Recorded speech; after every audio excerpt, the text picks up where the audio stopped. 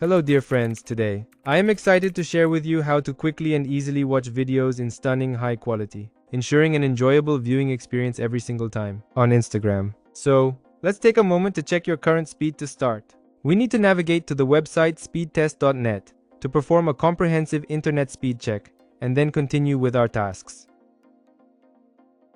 In the browser, click the start button and the internet speed will be highlighted in megabits.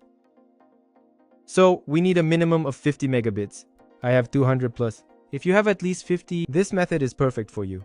Then go to Instagram, access our profile, click on the 3 dots at the top, 3 lines, and in the search bar.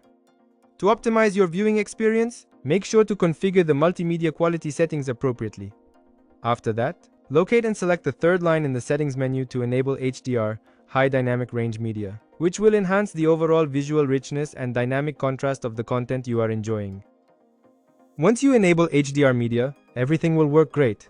Again, if you have good internet and Instagram works well, if nothing helped, delete your Instagram and download it again. Thank you. Dear friends, don't forget to subscribe and like, and also write in the comments. Did my method help you? See you soon, friends.